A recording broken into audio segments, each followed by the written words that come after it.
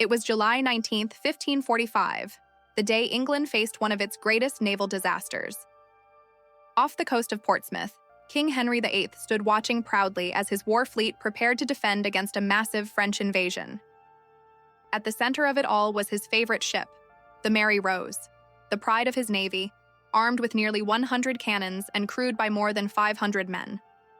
She was the symbol of Tudor power, a masterpiece of engineering built to dominate the seas. For over 30 years, she had served her king with honor. But on that summer afternoon, in full view of Henry himself, everything went horribly wrong. As the French fleet approached, the Mary Rose moved into position to fire a broadside.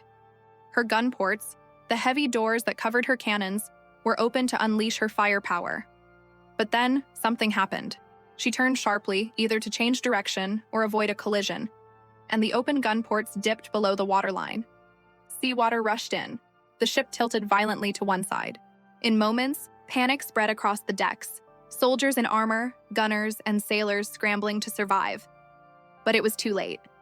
The Mary Rose capsized and sank within minutes, taking over 500 men with her. Only a handful escaped alive. Henry VIII watched in horror as his most powerful warship, his pride and joy, disappeared beneath the waves of the Solent. No enemy cannon had fired.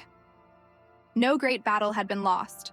The cause was something far more human, a tragic mix of overconfidence, poor design, and chaos in the heat of war. For centuries, the Mary Rose lay buried under layers of mud, preserved, forgotten, and shrouded in mystery. Then, in 1971, archaeologists discovered her wreck. What they found wasn't just a ship.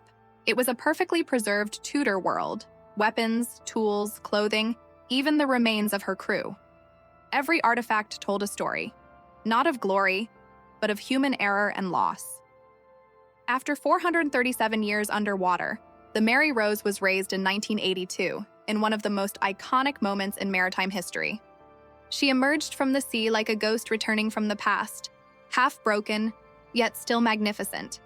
The Mary Rose's final voyage was not just the end of a ship. It was a lesson in how pride and innovation can sink side by side. A warship built for glory, brought down not by her enemies, but by the sea, and the very hands that made her great.